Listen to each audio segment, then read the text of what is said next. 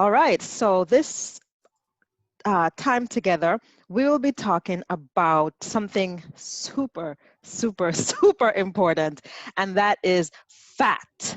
Now, many times fat doesn't get its proper attention, and today we are going to give it the attention that it needs and deserves, because fat, believe it or not, is probably the biggest culprit in most of our Western diseases. We spend so much time hearing and talking about carbs and protein, and these are not the culprit of many of our problems. It really is fat, and it goes unrecognized and just continues to cause problems because we don't fully understand its implications. Now, fat has good news and bad news. And I want to just have a really good overview so we can understand the nitty-gritty about this food. It's directly linked to heart disease because it can increase our cholesterol significantly. And cholesterol damages the blood vessels, and so the vessels get narrow and the blood can't flow through, and then you get a heart attack, a stroke, a gangrene of the feet, you lose limbs because the blood flow was lacking. So definitely a problem there. The way that fat is broken down, the byproducts can lead to cancer. So it's directly linked to what we have seen in regards to colon cancer, breast cancer, and prostate cancer. So fat, a big problem with cancer. And obesity. You know that fat has more calories than carbs and proteins. It has twice the amount of calories. So 1 gram of carbohydrate has about 4 calories. 1 gram of protein, about 4 calories. Guess how much 1 gram of fat has? Yeah. 9. That's more than double. So when you eat fat, you're increasing your caloric intake substantially. And remember, excess calories is stored away as fat. So the more fat we eat, the more fat we actually put on our bodies, and it leads to excess fat and obesity. For many years, we've been focusing on sugar as a problem with diabetes, but it's not the sugar, it's the fat. And we know that fat is like chewing gum when it's in the blood. It clogs up those receptors that the insulin wants to attach to. So the insulin can't open the receptor to open the door and let the blood sugar in. So the sugar is built up in the bloodstream. And so when diabetics reduce and remove fat from the diet, they open up those receptors and the blood sugar can go into the cell.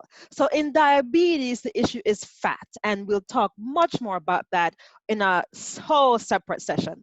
Now, the amount of fat we eat has gone up considerably. 100 years ago, about 30% of our diet was made up of fats. Now, it's almost half of our diet is made up of fats, mostly because of cooking oils, dressings, gravies, vegetable shortening, and hydrogenated fats, which we will talk about in a little bit. 1/3 of our diet is obvious fat. You know, you can see the butter, it's all fat. You can see the oil, it's all fat. But what about those hidden fats? Most of the fat we eat is hidden. We don't even realize it. Like if you're still drinking whole milk, a lot of fat. If you're having luncheon and deli meats, tons of fat. Or avocados or olives or nuts, they're chocked up with fat. Cheese, ooh, that's just a little block of fat that we're nibbling on. And chocolate, everybody's favorite, everybody's, soother and calmer, tons of fat. Now let's look at the structure of fat, because the reason we don't talk much about fat, I think, is because we don't really understand it. Is so many big words, mono, poly, saturated, like what's all this jargon? Well, I'm going to break it down for you right now. So on this side here, on the left, we see this is a molecule of how fat is composed. This is a triglyceride. Fat is made up of a glycerol body, just a backbone. This is its backbone. And on the glycerol is attached fatty acids. Fatty acids are made up of carbon, hydrogen, and oxygen. So this is your triglyceride with a glycerol backbone and 3 fatty acids. Triglyceride. This is your typical fat, one of your fats here. On this side, we see that there are different types of fat. You have saturated fat and unsaturated fat. Now, it's called saturated fat because these carbons here are all attached to a hydrogen. So the carbon chain is saturated with hydrogen molecules, hydrogen particles. So there's no extra space. All the carbon has a hydrogen attached. This is what your saturated fats look like. The molecule is saturated. Below it, we have an unsaturated fatty molecule. You see here, all the carbons are not attached to a hydrogen. So it is not saturated. You have some empty spaces. This is what an unsaturated fat looks like. So in the world of fat, you have saturated fats and unsaturated fats. That's the major divide. Now, amongst the unsaturated fats, you have 2 other kinds. You have monounsaturated and you have polyunsaturated. What does that mean? So here we see our carbon chains, and there is an empty spot here where there is no hydrogen. There are only 2 empty spots, and so this is a mono, or just, a single empty region here, monounsaturated. When it comes to our polys, it has more than 2 empty regions. Poly means many or more than one. So you have a fat, and on its carbon chain, you have 2 regions or more. It could be 3 regions where there is no hydrogen attached to the carbon. So your saturated fat here, you see all your carbons are saturated with hydrogen attached to it. Your monounsaturated, there is one area where there's room for extra hydrogen. So it's a mono, one region of unsaturated, and your poly is multiple regions. Okay, now let's get more practical. So our saturated fats are fats that are solid at room temperature. Those are the fats you find in your meats, your butter, your chocolate, coconut, and palm oil. These are saturated fats primarily, and these all can raise your blood cholesterol. So that's why we need to be aware of these fats. We don't want to have high blood cholesterol because that will lead to, or that can lead to, plaque in the vessels, decreased blood flow, and the issues that come along with decreased blood flow, heart disease, heart attacks, strokes, and all of that. Now, some folks get nervous when they hear coconut. Coconut is mostly saturated, and it can increase your blood cholesterol, but not to the degree of any of these others up here, because coconut has a mixture of poly and a mixture of saturated and unsaturated fat. Meat is all saturated. Coconut has a mixture, so it doesn't raise it as much as your meats and your butter would. Okay, now let's look at our unsaturated fats. Your unsaturated fats are found in your plants, plant foods. And the monounsaturated fats you find mostly in peanuts, avocados, olives, olive oil, margarines, vegetable shortenings. These lower your blood cholesterol, especially the bad one, the LDL, which that's a different lecture for later on, cholesterol. But it lowers your blood cholesterol. And these do not turn rancid as fast as your polyunsaturated fats. Now, our polyunsaturated fats, those are liquid at room temperature. And so those are your plant oils, like your corn oil, your sunflower oil, all of your oils that are primarily from plants, which is most of them. And walnuts are mostly polyunsaturated fats. Now, this is a key point I want you to get here, this next point. Polyunsaturated fats are turned or become saturated when they have a hydrogen added to it. Now remember the structure I showed you. Unsaturated fats have an empty space where there's no hydrogen. Well, when commercially you add hydrogen, you get a saturated fat. And that's when you read your label, you see it says hydrogenated. They have added hydrogen to this plant fat, and it is no longer a polyunsat, it's now a saturated fat, or a trans fat, or a hydrogenated fat. Those all mean the same thing. This is bad. These fats raise your blood cholesterol. These fats damage your arteries. These fats are unhealthy. So you had asked in the last episode about what's the difference between olive oil and, let's say, some of your butters or some of your margarines. If they have been hydrogenated, if they have had hydrogen added to them, they are now trans fats, and those are damaging to your arteries. So, but Doc, if I may ask a question. Yes. Why add hydrogen? What is the benefit, or what happens? Why is hydrogen added? Why do they even bother, right? Yes. Well, because you get a longer shelf life. We Oh. need things that will last on the shelf forever so we can sell it forever, So a longer shelf life, and it makes it more solid, so a different way to use it and apply it. So those are the reasons why they can be hydrogenated, and that's when it becomes dangerous. So practical tips. Okay, so so before I go on, was that as clear as mud? Well, I don't know if it's as clear as mud. That stuff's too technical for me.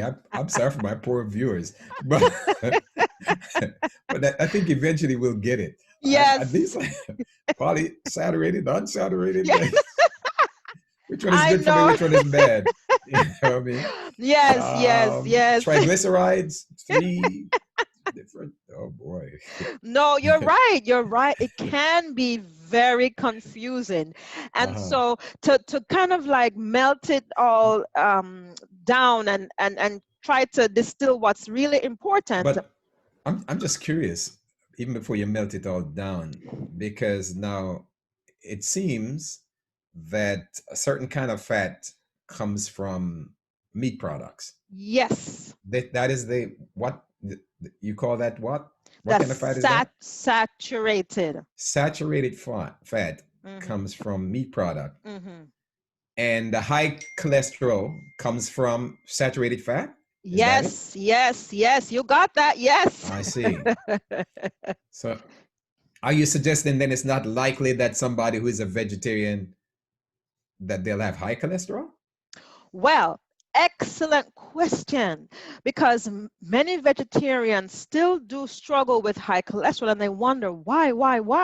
Well, when you have trans fats in your diet, trans fats lead to high cholesterol, and trans fats are often hidden. Those are found in processed foods. If you look at your processed chips and cookies and pastries, those have a lot of trans fat, and it's called hydrogenated or partially hydrogenated, or it would just say trans fat. And those vegetarians who eat processed foods, chips, crackers, foods that can last on the shelf for just years and they never spoil, usually have some kind of trans fat in there. Vegetarians who eat those foods will also get high cholesterol. If you eat, and also, if you have a high amount of the unsaturated fats that you find, let's say, in your nuts, if you have more than your fair share, the liver will convert those also into cholesterol. So that's why it's important, even though nuts are yummy, nuts are healthy, that you limit your portion of nuts. It's said that you should not have more than a handful of nuts a day. And that's a handful with your hands closed, not with your hands Yeah. wide open. Because But if you eat too many nuts, it can be converted to cholesterol. so you mean I can't eat the whole pound of cashews no more, even though it's raw? Huh? It's not ideal, and it's hard. It is hard because even yesterday I brought home some cashews, and whoa, I began to eat, and it's just like you start to eat some cashews and it's hard Yeah. to put it down. But Hmm. I had to tell myself, listen here, those cashews are good, but after a certain amount, you're increasing your calories way too much and you're increasing your fat way too much, and that will be converted to cholesterol, the excess. So the trans fats, All right. too many nuts. And so even though it's healthy, even healthy fats need to be brought to a certain degree of restraint. We really should not overindulge in fat unless you're trying to purposely gain weight. I've had some vegans who say, I really want to be bigger. Well, then they may need an extra serving of avocados, a little bit more olives, a little bit more nuts. But even so, don't go in excess. You really have to watch those fats. So, Doc, you don't mind running back over those fats again? I don't know if my viewers got it, but I'm trying to get it. Yes, and I'm glad you're asking me, because if it's not so clear to you, there are hundreds of others who are saying, "Whoa, what did she just say?" All right, so let's break it down. You have good fat and bad fat. You have saturated and unsaturated. Saturated tends to be your bad fat. The unsaturated is where you want to be. That's your better fat. Now, in the family of unsaturated, you have mono and poly, unsaturated. That distinction you don't really have to focus on. It's Hmm. really deciphering between your saturated and your unsaturated. And in this, and being mindful of trans fats, where your plant fat has been changed in chemical structure so that now it has become a saturated fat. Now it's almost like a meat fat. It's a trans fat. That's the only thing you need to be aware of. So the main practical tips are: reduce your total fat intake. I too have to work on that, because when it comes to nuts, I have a good amount of nuts on an average day. I make my own milk from almonds, so I have, almonds, almond milk. Then I add nuts to my oats, so I have extra nuts there. Then I have nuts in my vegan homemade patties. Then I have nuts on my salads. So I'm having too many nuts. And also, you want to keep an eye on the fats in your dressings and your gravies. If you are someone who enjoys a good gravy and you're buying a gravy from the store that's nicely prepared for you, please be very careful. A lot of fat there. If you're trying to be really healthy and you're getting some yummy salad dressings and pouring it all over your salad, be very careful. A lot of hidden fat there. Any of your added gravy, sauces, dressings, lot of fat.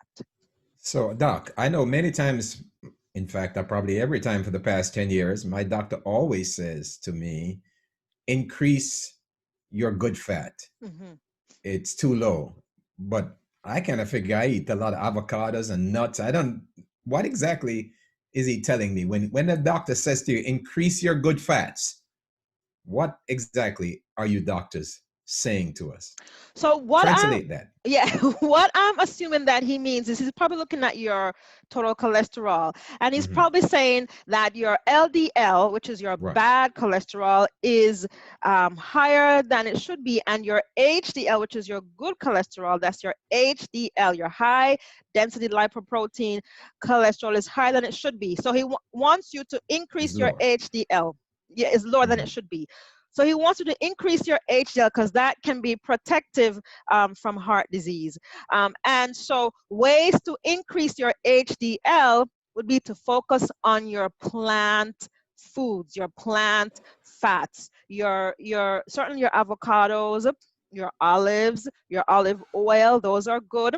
And you know what? When you increase your fiber in your diet from the vegetables and the fruits and the grains, that fiber helps to pull out the bad cholesterol, which helps to negate the issue at hand. You're decreasing your bad cholesterol and your good cholesterol will naturally increase. So fiber is also a big component in helping you raise your good cholesterol. But that would not include walnuts and cashews and pistachios, my favorite.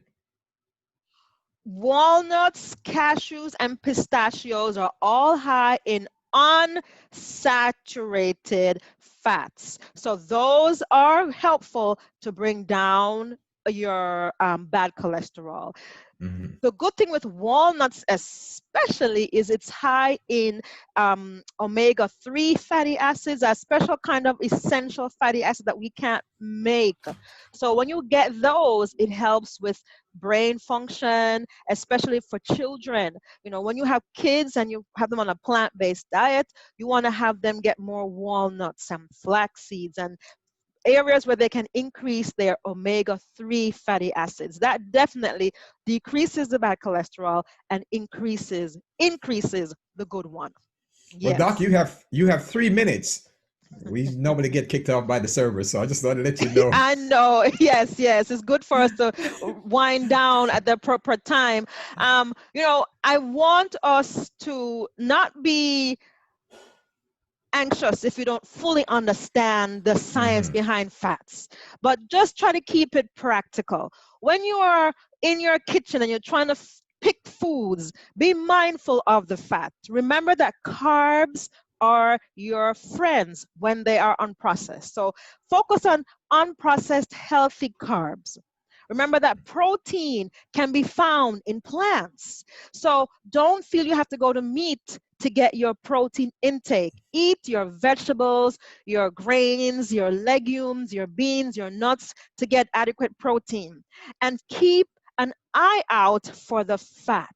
Be conscious beginning today to limit your amount of fat, decrease it, because that will really help to shed some of those extra pounds, decrease your cholesterol, decrease your risk of cancer, and also it will help you to just optimize the nutrition that you're desperately looking for yourself and your family. So keep an eye on the fats, shun the obvious, especially your meats and your trans fats. Awesome, awesome. Well, Doc, we appreciate it. That was a awesome. What should I say? I don't know what term I'm using for university course we just got. I'm, I'm gonna have to listen to yours 2 or 3 times. Maybe by the time I see you again next week, this time I'll be a fat trans fat expert. I'll be exploding. Yes. And don't But worry, we will talk about this over and over again in different ways, different forms. Just stick with us. Bring your notebook each time, take your notes, write your questions down, send them into Pastor, and we will make sure that you're a nutrition expert before we're done.